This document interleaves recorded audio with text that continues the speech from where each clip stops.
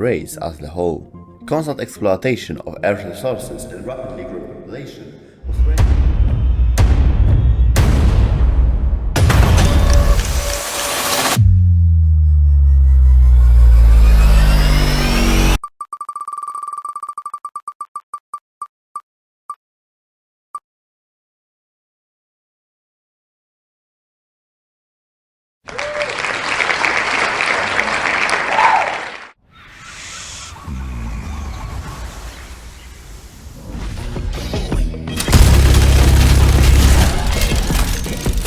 A gun in each hand and a smile on my face. The Polynesia League was formed decades before the Omnic crisis to combat climate change, especially rising sea levels and pollution threatening island nations like Samoa. Though the League survived the crisis, global priorities shifted to reconstruction, leaving their environmental efforts underfunded and ignored. In response, they partnered with Overwatch to create Echo Point Samoa, hoping that further studies and research will help them figure out a solution. But not everyone believed peaceful action was enough. A radical group called DeepSea Raiders began attacking fossil fuel operations directly, crashing tankers into super coral reefs. When the League failed to stop them, Commander Morrison sent in Overwatch. What followed was years of inconclusive conflict in hostile waters. Eventually, with outside forces escalating the chaos and no clear side to back, Overwatch was pulled out. The League severed ties with the UN, took control over Echo Point Samoa and went their own way. From what I can tell, they turned the place into a power plant or something. There will be more about the Polynesian League in the trivia section at the end of the video. Mangaloa Malosi has been defying the rules since he was a kid. His father led the Samoan branch of the DeepSea Raiders, a radical eco-rebel group that quickly became like family to MAUGA. They took him along on missions across Polynesia, where he learned two things early on. Charisma opens doors and destruction gets answers. Fighting to protect the beauty of the ocean and the islands, MAUGA grew up in battle. And over time he earned a reputation, a warrior with unmatched presence and firepower. During a brutal fight, MAUGA was left critically wounded, but a DeepSea Raider medic pulled him back from the brink, giving him a second cybernetic heart to keep him alive and in the fight. Fueled by his new strength, MAUGA turned the tide of the battle and emerged victorious. Back in Samoa, he underwent even more upgrades, pushing his body to its limits. But all that power came with a price: constant upkeep and endless repairs. Someone your size should donate blood more frequently than the average person. You need more? I can get you more. I keep forgetting to calibrate my staff to your higher temperature. Thanks for reminding me that I'm hot stuff. More like the stuff of medical nightmares. Living so close to death taught MAUGA one thing: live every day like it's your last. Later, during the infamous Black Sand Fires, MAUGA and the Raiders clashed with Overwatch. It was there that he claimed his iconic chain guns, straight from the enemy's arsenal. Ha! Remember me, Captain? From the Black Sand Fires near Tahiti? Yeah. You still have our chain guns, I see. Yep. Getting some good mileage out of them. Tall, heavily built and cybernetically enhanced, MAUGA's body is a weapon. Augmented with a second cybernetic heart and upgrades to his original one, his strength far exceeds natural limits. They never let me compete in those weightlifting tournaments. Why not? The two hearts thing. Unfair advantages, blah blah blah. You still would have lost to me. According to MAUGA himself, he used to be more serious. Before the augmentations changed not just his body, but his entire outlook on life. These days he plays the role of the big dumb brute. But that's just an act. Underneath the loud friendly exterior is a sharp mind and a dangerous level of cunning. He speaks fast, treats strangers like old friends, and always seems like he is one step ahead. In close combat, MAUGA is brutal, so much so that Baptiste once described him as like a demon, a sociopath, a sadist. He can flip between charm and cruelty in an instant, and sometimes lose himself completely in the darker side. Only one person has ever been able to bring him back from that edge in the heat of battle: Baptiste. For MAUGA, Baptiste is more than just former comrade. He is a blind spot, a rare exception, and more than once MAUGA has shown him mercy where no one else would have stood a chance. By the way, if you want to hear all MAUGA's interactions and kill quotes, there's a video on our channel you can check out. As the DeepSea Raiders' activity slowed down, MAUGA found himself restless, hungry for the next big thrill. That's when he heard the news about the Akande Ogundimu killing his mentor Akinde Diadami and taking the name of Doomfist. MAUGA saw a challenge too good to ignore. A no rules anything goes fight was proposed, and Doomfist, intrigued by the bold young warrior, accepted. The clash was brutal, neither man held back. When the dust settled, both were bloodied, exhausted and still standing. It was a draw, but a fight neither would forget. Doomfist, impressed by MAUGA's raw strength and reckless spirit, made him an offer, a place in Talon. Cybernetic upgrades, global missions and as much chaos as his two hearts could handle. MAUGA said yes. As a Talon operative, the world became his playground. He took a mission after mission, leaving his mark everywhere he went. At one point, he inventoried a Talon server room, costing Sombra valuable data and no doubt earning her eternal annoyance. Try not to destroy anything valuable this time. Is someone still mad I burned down the server room? I lost a lot of bank account numbers and my favorite pizza recipes. Not the pizza! You ever worry the fist is making you rusty? How about a match after this to address your concerns? You are remembering to take your supplements. Look at these guns and ask me again. Admit it, Spider. You think I'm alright. Well, you are loud, boorish, and annoying. But I was done talking. bet I can put a smile on that face of yours. You'd lose that bet. Even if I whip up some bloodshed just for you? Damn it. During his time with Talon, MAUGA met Jean-Baptiste Augustin.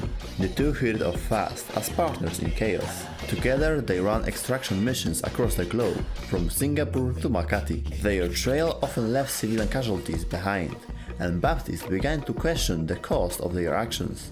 Then came Monte Cristi. 4 years before the Overwatch recall, MAUGA and Baptiste were deployed there under Captain Cuerva. The mission eliminated Daniel Fernandez, leader of the Playa cartel, but when they stormed his safe house, he was gone. Furious, Cuerva ordered the team to tear the town apart to find him, no matter the cost. The streets ran red with collateral damage. Sickened by what Talon had become, Baptiste tried to slip away in a fishing boat, but MAUGA was waiting. He told Baptiste there were no good people, only moments to enjoy before the end.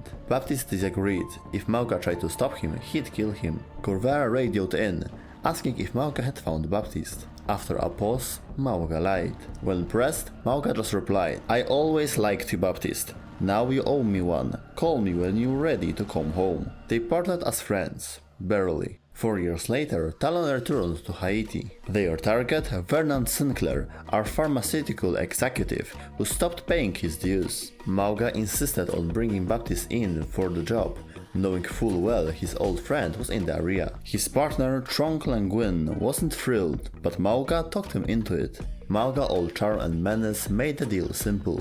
Help them get to Sinclair, or else. Baptiste agreed, but asked the question they were both thinking: what happens after? After all, no one leaves Talon alive. With a grin, MAUGA told him not to worry about it. The next day, the trio approached Sinclair's mansion under the cover of a fake appointment. But instead of a meeting, they were greeted by a trap. Armed guards waiting in the library. One guard survived. Baptiste managed to talk him down just long enough to get the information they needed. Sinclair was hiding in his office. Then MAUGA snapped the man's neck. They cut their way through the estate, reaching Sinclair behind a desk and a revolver. He fired at MAUGA, but the bullets bounced off harmlessly. Cornered, Sinclair begged for his life, offering intel in exchange. An Overwatch recall signal and dossiers received 3 days prior. He'd once been part of Overwatch himself. But the information was useless. Talon already had it. Sinclair was going to die anyway. MAUGA handed the decision to Baptiste. Kill the man and come back to Talon. Instead, Baptiste dropped a flashbang.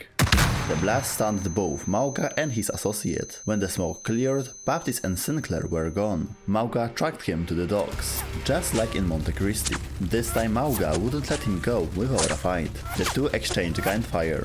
MAUGA wanted him alive, but he wasn't afraid to break a few bones to get him. Baptiste had other plans. He tossed a prototype device into the air and shot it. The explosion lit up the harbor, tearing through the docks, and MAUGA vanished in the blast. Baptiste suspected he survived. He was right. MAUGA didn't mind the escape. The chase was half the fun. And until he crossed paths with Baptiste again, MAUGA was more than happy rising hell in Talon's name. I'll be backing you up, so try not to do something too stupid. You know me, Baptiste. Just the right amount of stupid. Why'd you have to go and grow a conscience? Huh, after all we've seen, how could you not? I got a short memory. Except for what I'm owed. I'm done with Talon. Nothing can make me change my mind. Not even you. Saves me time. Dragging you back is faster. After Null Sector's devastating attack on Gothenburg, Doomfist had a new target in mind. A crippled Null Sector's command ship, now resting deep in the ocean after being brought down by Torbjorn. He sent in a team, Sombra, Reaper and MAUGA. Their mission: retrieve data on Null Sector's power relay tech. The moment they landed, MAUGA stepped off the dropship with a grin, ready for a fight. Sombra, already annoyed, reminded him this was supposed to be a quiet job. MAUGA, this is supposed to be surgery. We don't need a butcher. As she hacked the entrance, MAUGA noticed a comms relay nearby and, without hesitation, shot it. He knew what was coming. Once they had the data, the ship would trigger an alert and explode. No signal meant no backup. Inside, Reaper and Sombra found rows of deactivated Null troopers. Eerie, still, until MAUGA stepped in. One Null trooper powered up. MAUGA punched it into the wall. The rest activated immediately. Gunfire lit up the halls as Reaper and Sombra fought their way forward. Behind the wave of machines, MAUGA slammed two Null troopers' heads together like coconuts and plowed through the chaos towards the data room. He was supposed to hold the perimeter. He didn't. MAUGA went off plan. He started single-handedly tearing through dozens of bots, until he found the power data relay and ripped it out himself. Back aboard the dropship, MAUGA cleaned one of his chain guns with music blaring in his ears. He casually asked Sombra what Doomfist had said. Then, holding up the stolen relay, he explained he'd seen the whole thing coming. After years with the DeepSea Raiders, he knew ships. With the command vessel destroyed, there were no survivors. No witnesses? No problem. Confident that Doomfist would be pleased, MAUGA leaned back and smiled. Hey! This was fun! Wanna do it again sometime? You know where to find me! Then, without warning, he jumped out of the dropship, parachute deploying mid-fall. This was a great day. On Ilios, Talon sent MAUGA and his squad to raid ancient ruins the Wayfinders had been studying. To MAUGA, the artifacts were just loot, and he tore through the site without concern for the damage. It wasn't long before one of the Wayfinders' Camerons struck back. MAUGA laughed as the archaeologist charged in with a drill, dodging his chain guns and even snatching an artifact right from his hands. Instead of being angry, MAUGA found the geek's obsession with the relics amusing, though he still tried to put them down. The fight was cut short when Talon intercepted police chatter, forcing MAUGA's unit to pull out. Before leaving, he mocked Cameron, saying Doomfist would just have to find his prize elsewhere. To MAUGA, it was just another mission, another bit of chaos in service of Talon. Better watch it, kid, or those relics might end up in my pocket. Don't do that! You don't even know their cultural value! I know the value of a lot of money. Well, I know the value of bopping you on the head! When are you gonna give me my cut of all those treasures? When are you gonna stop being a big doofus? You first. You second! Oh, shoot! You better not mess with any of the relics here. Why not? If anything breaks, you can just buy another from the store. You can't just buy another millennia-old statue, bozo! You're too funny, kid. Now I'm gonna break some stuff on purpose. If you're an Overwatch 1 veteran, you probably know this, but MAUGA's design was inspired by the Talon Heavy Assault Trooper. This was essentially a mini-boss in the Retribution and the Running Storm PvE missions, where you fought against Talon.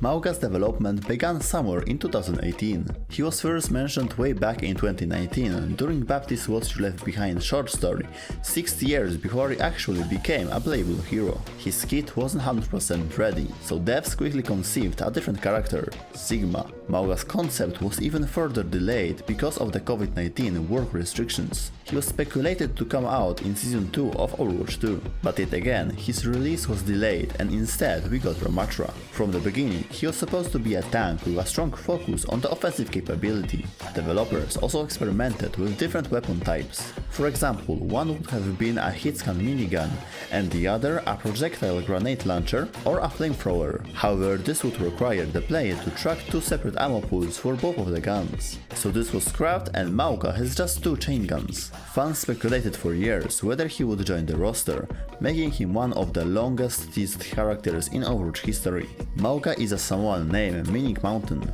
His iconic chain guns aren't just nameless tools, they are called Gani and Cha-Cha. This personal touch gives a little extra flavor to his chaotic over-the-top personality. On the Samoa map we can find his cabin. Out front, MAUGA keeps his surfboard. The interior holds many cool details. Next to the door there's his iconic Hawaiian shirt. Two orange containers which are a callback to his days in the DeepSea Raiders. They were known for their extreme measures, so this makes sense. A little workstation where he probably maintains his chain guns. Vaifala clearly is his favorite drink. MAUGA could be seen drinking it in his origin story, and we also have an interaction with Anna to back it up.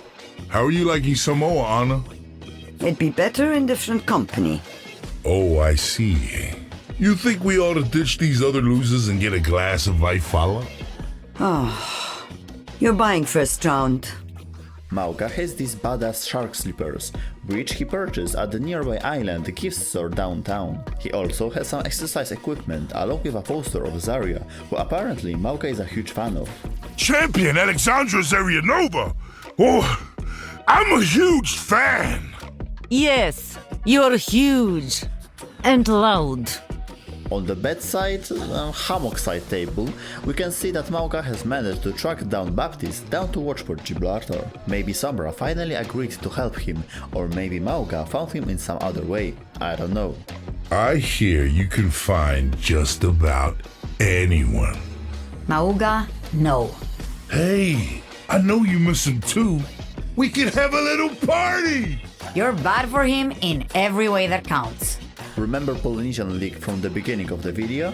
They have their headquarters at Samoa downtown. In the hall of the building there's a little exposition, and in the background you can hear some interesting stuff. These lines play automatically every couple of seconds, and even I struggle to recall them properly because of all the ambience. So the chance is most of you probably never catch them during a normal game of Overwatch. Several decades before the Omnic Crisis, the world was suffering significant damage from climate change.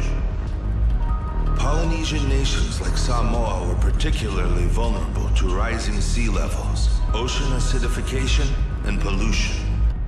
When advocacy in the United Nations failed to produce results, the nations of Polynesia joined together to form the Polynesian League, hoping to pool their resources and political power to survive. The Polynesian League began investing in education and scientific moonshot projects. The most effective and controversial was the Coral Restoration Initiative, which created what is popularly known as super coral. These polyps grew at astonishing rates by converting carbon and waste into food. For decades, they've been spreading across the Pacific Ocean, creating a cleaner ocean for everyone. And that is just one of the many gifts the Polynesian League has given the world. The League is dedicated to partnership with every nation on the planet. After all, the future starts with all of us working together for a better world.